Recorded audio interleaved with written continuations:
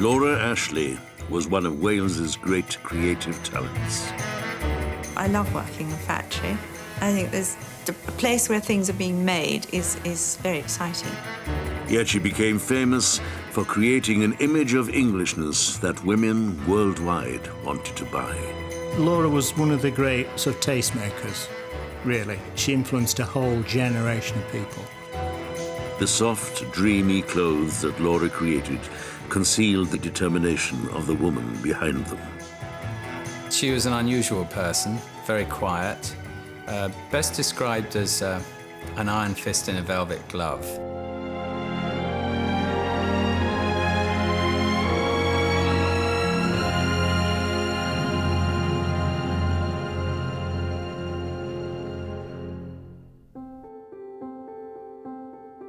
Laura Ashley was born in Merthyr Tydfil in 1925.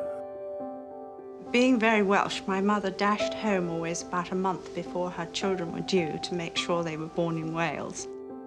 Laura's parents lived in London, but when she was 8 months pregnant, Laura's mother made the pilgrimage back to her childhood home in Dowlais. Laura was born on the 7th of September at 31 Station Terrace. It's the terrace right at the very top. It's on the south side of the Wrekin Beacons, what they call Dowlais Top, and very exposed and bitterly cold. Throughout her childhood, Laura, her sister and 2 brothers would spend summer and Easter holidays in Dowlais. These visits had a great influence on Laura. My grandmother had about 8 sisters, and they all were in service in London, in great houses where the standards were incredible. And they all went back to marry Welshmen, and they took these Victorian standards back with them. I just adored helping with all. Every morning, the step had to be whitened, all the brass had to be polished, and of course the doors were all left open so that anybody could walk straight in. The front door was always left open.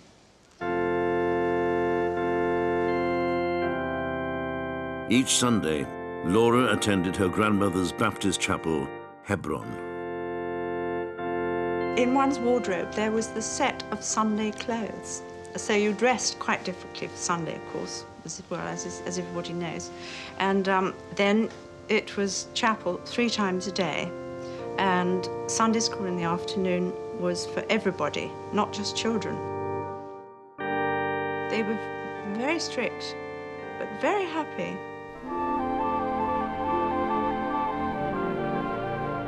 Laura's Welsh roots would remain important to her throughout her life. Back in England, she enjoyed a happy childhood, growing up in Beddington Park, Surrey. We had a wonderful garden. There were 12 apple trees, and in the summer, there were so many windfalls that every single day my mother would boil stewed apples and custard, and that's what we had, and we really, it was lovely. But this idyll was interrupted in 1939 when Laura was just 13. My father came home that evening. Our whole lives changed so much we were never a family again. That's how it worked out. He said, you must take children to Wales tomorrow. There's going to be a war declared. My mother hustled us all back to Wales. We had to spend the first night, I remember, in Cardiff, because there was a terrific rush to Wales that particular night, and the trains were packed. She was so frightened the bombs were going to fall that night. We stopped off in Cardiff with friends, Welsh friends, and they hustled 4 of us children into a cupboard, and we spent the night there. The next day, they travelled up to their grandmother's house. But because Dowlais was inundated with evacuees, there was no room for Laura in any of the local schools. At the age of 13, their school days were suddenly over. They decided that I'd better take a secretarial course, so I had to go across the mountain to Aberdare to a school and take a secretarial course. And then I went to London to join my father and uncle, who were both civil servants. And my first job was with the Ministry of Health because they thought it was safer, as I was only 17, to travel with them. In 1943, Laura, now aged 17, met Bernard Ashley. He was a bit wild because we met at a rugby club dance, and he had come with a rugby ball because he thought it might be rather boring and it might liven up the proceedings if he actually started a game on the dance floor, which he promptly did, and I had to crouch behind the piano because I'm a rather nervous disposition. And I don't know how he ever noticed me, but we immediately became absolutely inseparable. She must have fancied him, I think. Well, you couldn't help it. He was very forceful, put himself forward. And I think she'd never met anybody quite a man forceful like that. He was very overpowering. And then he went into the army. And then he was immediately sent to India with the Gurkhas. So we just wrote to each other for the next 3 years. I didn't see him for 3 years. While Bernard went off to India, Laura was doing her bit too. She volunteered for the Women's Royal Naval Service. She was posted to HMS Dryad, where the D-Day landings were being planned. I got to this posting near Portsmouth, and they locked the door behind me and said, right, you're locked up here now, because there's going to be an invasion and you can't get out again. Well, she went into France after D-Day, and she was a teleprinter operator. And I think that really changed her life. She was so timid as a child, and you'd never think she was very brave, but she obviously was very brave.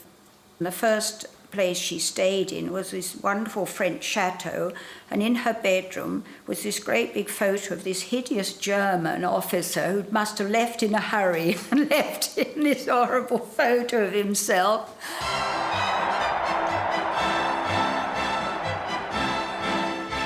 Bernard and Laura were married in 1949. They moved into a flat in Pimlico, and in 1953, Laura gave birth to a daughter, Jane. Bernard was by now working for a small investment firm in the city, and Laura found a job as a secretary in the handicrafts department of the National Federation of Women's Institutes. Bernard had vague dreams of starting a business, but it was Laura who came up with the idea for it. Having been inspired at Women's Institutes, they'd had a marvellous exhibition at the Victoria and Albert Museum of patchworks. And I really thought I really must do some patchwork. It's so lovely. Laura's holidays in Dowlais as a girl had given her a glimpse of the traditional craft of quilt making. My great-grandmother had this quilting frame, and she used to make patchwork quilts for all and sundry, as well as having about 8 children. And in the parlour was still the quilting frame, and they would have, all my great-aunts would gather round and quilt. It was rather like Mrs. Gaskell's Cranford, actually. But by 1953, the traditional patterned material that Laura's great-grandmother had used was difficult to come by. I couldn't find the little prints I wanted, so we decided that we'd try printing them on the kitchen table. You and Bernard? Yes, well, I got a book from the library, and I said, oh, you have to make a silk screen to do this. And he said, oh, you'll never do that. I'll have to do that for you. So he made a silk screen, and we started printing. And if he got stuck, he went to the Royal College of Art and asked them how to do the next thing. They were very nice. They just didn't mind him barging in and asking them what to do. And then he said, you know, I think we can sell these things. So we found whatever we printed on the kitchen table we could sell. And then, of course, my daughter was born, and he came to St Thomas's Hospital to see me, and he said, oh, I've given my notice in the city because I can't manage all this printing with you in this hospital and go to the city. The inspiration for Laura and Bernard's first success came from abroad. They went on holiday to Italy in 1953, and Bernard and Laura saw all the girls on the back of the Vespers. They were running around with these little neck scarves, so they bought some, brought them home and copied them. And that's basically how it started. The business soon outgrew the Ashleys' 3-room flat. Now, with 2 young children and a third on the way, they moved out to rural Surrey. The distinctive vintage print tea towels they produced in an old coach house sealed the Ashley brand. Bernard said, "Oh, well, I'm not putting my name on those silly things. You'll have to put your name on those." Because up to then it had been Bernard Ashley Fabrics. So the trouble was then we got a huge order from San Francisco, and I mean, it was thousands. For tea towels? For tea towels. Could you cope And we with didn't the have order? time to print any furnishing fabrics, and so everything was going out with Laura Ashley on it. And that's how Laura it happened. Ashley was born, you see. Yes.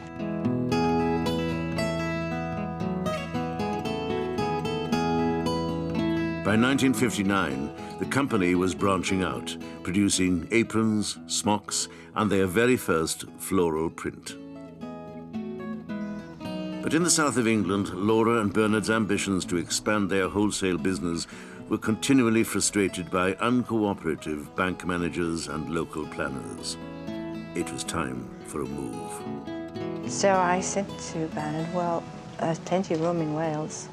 So he got the map out and he said, well, look, they just opened the M1. So we shot up the M1 and we found that, well, he's quite a fast driver, actually.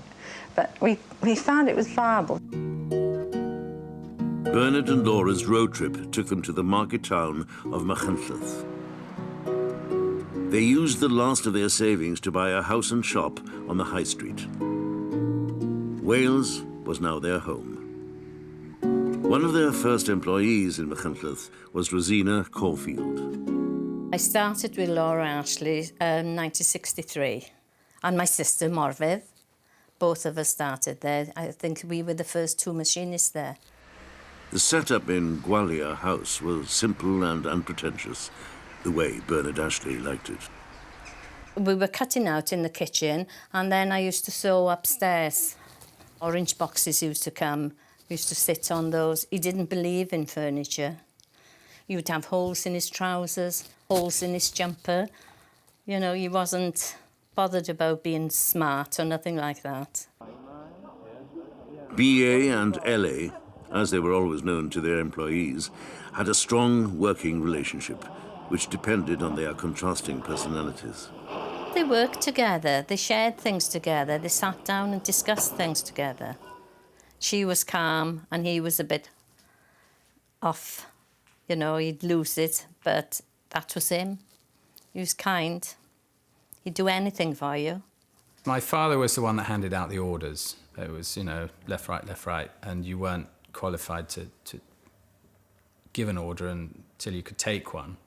My mother went along with this nonsense, but, you know, she was the brains behind the operation. So she was actually, you know, sort of getting my father to hand out the orders, but it was her idea in the first place. Laura Ashley, you know, the brand, the company, would never have been without the 2 of them. There's no certain, you know, that's absolutely true. You know, it needed the pair of them. You know, Bernard had the sort of business drive in a way, and Laura, I suppose, had the taste, and it was a wonderful combination. The Ashleys were looking for a factory in Wales, and they found the perfect location in the village of Carno, 15 miles from Machynlleth. It was a one-horse town, and my parents employed the horse and its owner. Local jobs were scarce in Carno, and young people were leaving the area in droves. We were very, very lucky because we happened on this village in mid Wales, which is an extraordinary village, I think. It's a very happy one and with a very strong character, and they have inspired us as much as we have helped them. They're always telling us we've helped so much, but really, I think they've helped us more. They were very confused by this, and amused, I should say, by this sort of Basil Fawlty type, and his rather austere-looking wife, and trendy-looking kids. But they soon got used to it. The Ashleys breathed life into the village. They brought work with them, and everybody sort of mucked in and created what was a very exciting atmosphere. The Ashleys' first premises in the village was a disused social club, but it wasn't long before they needed more space. Bernard and Laura took over the old railway station and immediately started building a factory there, borrowing tractors from local farmers. They hired sheep shearers as pattern cutters and farm wives as sewing machinists. The Ashleys fitted in well in a farming community that valued hard work and cooperation. I think people waste an awful lot of time socialising. I'm not very fond of that. I think that, you know, if you're going to employ people, for instance, you haven't got time to socialise because you have to be involved with the people you're with. They were one of us, you know, they were approachable. They weren't sort of bosses on high. They were part of the team, basically. So we were all on the same level. And it just worked. Everybody wanted to do their best for the company. The factory in Carno was a happy workplace. There were no night shifts at Laura Ashley. Employees worked a 4.5-day week, clocking off at lunchtime on Fridays. Just working Friday morning, so you got the long weekend to do your shopping and get ready for Monday then. That was lovely. 4-day week, it was lovely. If women were pregnant, they could take as much time off as they like. If people preferred working from home for a period of time, then they could just become an out worker. It was very much a case of everyone working together. When I had a child, they brought the sewing machine for me to work at home, so I could do it when I got time. And they used to pick it up, and I used to tell them when it's finished, and they would come and collect it. Mothers with school-aged children were not allowed to work beyond 3:30. This applied to Laura herself. I would collect them from school and go home with them and have tea with them. And so I was only working when they were elsewhere. I think my duties were made clear to me as a child. Once I had a child, my first duty from then on was to that child. The Ashleys were by now living in Clogau, a remote farmhouse 1,500 feet above sea level. In this isolated setting, Laura enjoyed some of the happiest years of her life. The home was always the heart of the business. It was always the proper headquarters of the business. All the business decisions were taken across the kitchen table. Some cheese. Yes. Anyone that wasn't happy at work, they were brought up into the kitchen, and my mother would cook them a meal, and then they'd tell her what the problem was. And more often than not, the problem would evaporate halfway through the cooking process because, you know, they realised that they were being nurtured and nourished in every possible way. There was a care for the workers, you know, that sort of wealth and privilege also brings with it responsibilities, you know, and basically, you know, you're here to do good. She once described herself as a socialist who voted Tory, and that's quite a good description of her. Laura's motherly concern for her workers extended as far as the factory canteen, where one food was definitely off the menu. She didn't like chips at all. You know, she didn't like the smell, she didn't like anything about them. She just thought they were unhealthy. Whereas, you know, boiled new potatoes with a little bit of butter and some parsley, you know, much more healthy option. Although it has to be said, a lot of the people in the factory really preferred chips, and I don't blame them. By 1968, the factory was turning out garments and fabrics for over 100 retailers. The whole front's coming off, you know. But the big breakthrough came when Laura decided they should open a shop of their own in London. Hello. We thought, well, if we have a tiny little shop to start with, you know, it would be fun anyway. That was very exciting. I mean, that's one of the most exciting times of our life, you know, that we were actually retailing. For the first 6 months, we didn't understand anything about retailing, and that shop, which we had in South Kensington by the Underground station, just didn't go at all. And then we advertised on the Underground, just 100 posters, and the result was absolutely amazing. We advertised a dress for 6 guineas, and within weeks the shop was so packed that we just had to shut the doors. They could make the stuff themselves, design it themselves, make it themselves, distribute it themselves, and sell it themselves. No middlemen, and they can charge as much profit as they liked. And as soon as they discovered that, as soon as they did that, the whole business went like a firework, straight up in the air. Laura Ashley was suddenly the name on everyone's lips. There is a real Laura Ashley, a lady from Merthyr Tydfil who seems slightly surprised that her simple, pleasant designs should have caught the imagination of the world. Many of the designs are taken from old Welsh patchwork quilts, like this one, dated about 1880. The design of this patch is gradually transformed into sketches like this one, and then finally into a modern skirt like this one here. She used to like going around old shops, picking up bits and pieces, bookends or bits of crockery, which we could alter. And there was that excitement of what we could do with it, how we could adapt it, bring up to date, basically freshen them up, simplify them. This little tiny print, which you hardly notice, it's so small, but she's seen that. And then she wanted that developed into this print, which we did as a sort of negative and a positive. This is a new one that nobody's ever seen. I mean, this is absolutely new. Yeah. And I think that's super, sweet. isn't it? Yeah. She didn't want anything perfect, so we had to put deliberate mistakes into the fabric because that was the Ashley look at the time. I mean, today everything is so perfect and boring, basically, but you could buy an Ashley dress with the imperfection in the printing. Laura was selling an image of natural rustic charm. Her old-fashioned prints and long, flowing dresses harked back to an imagined Victorian past.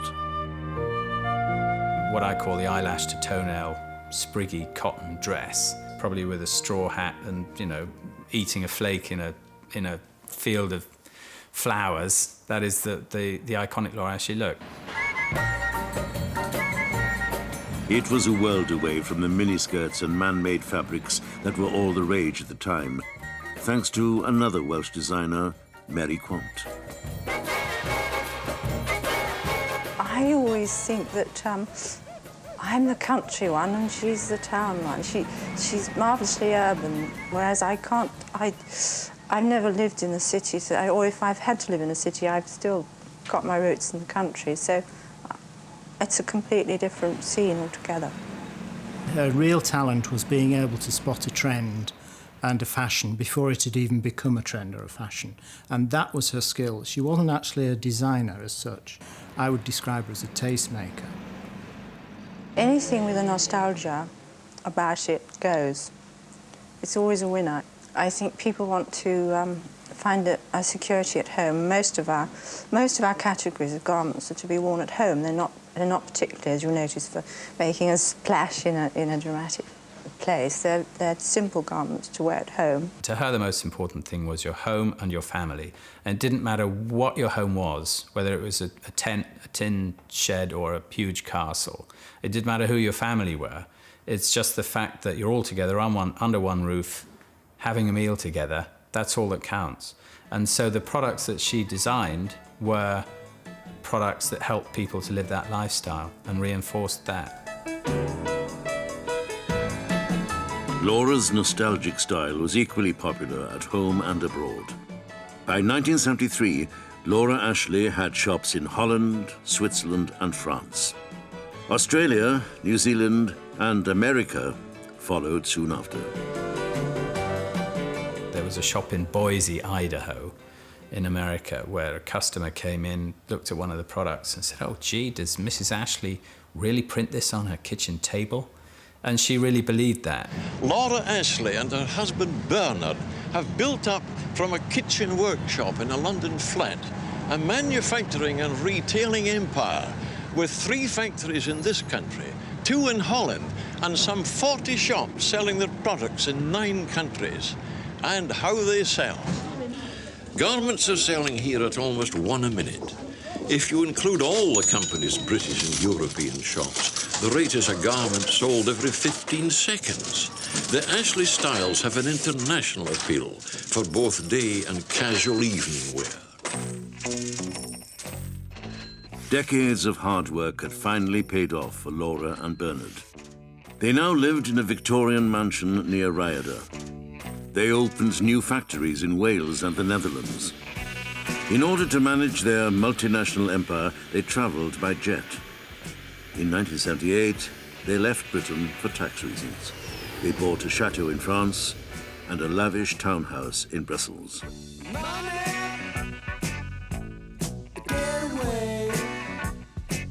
But even as an exile, Laura retained creative control of the company that bore her name. As the company grew, then they were pulled away from Carno, which made it more difficult for Mrs. Ashley. So she just kept sending things by post or whatever, so new things would arrive every day and then we'd have to send them straight back. Though Laura now lived abroad, her company remained committed to Wales. In 1985, she opened Laura Ashley's 8th Welsh factory in Carnarvon. I have great pleasure in declaring this factory open, but I truly believe it'll be a very happy place. We've got a fantastic team, and it just bubbles the whole time. And the bubbles go right round the world. That's absolutely so exciting. Laura Ashley, the company best known for its floral prints and country-style fashions, has announced that it will go public next spring. Going public could raise £50 million. That'll be used to build more factories and shops all over the world. But they'll still be making a product designed to look as though it was run up in the back room of a small country cottage. With the company about to be floated on the stock market, Laura returned to Britain to celebrate her 60th birthday. Along the way, she stopped off in Carno. She was back in Carno for this design meeting that we were working on prints for 1986 and 1987. She was really excited about researching for 1987. And that was the last time we seen her. Laura travelled on to her daughter Jane's cottage in the Cotswolds, where she celebrated her 60th birthday. In the early hours of the following morning, she suffered a fall. Laura died 9 days later.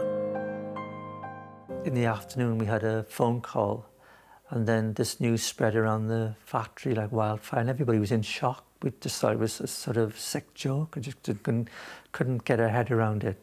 It was just terrible, terrible news.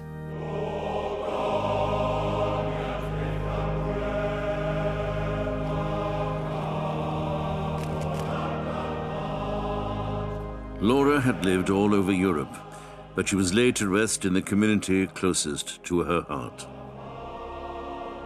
Laura's funeral in Carno was attended by over 2,000 people.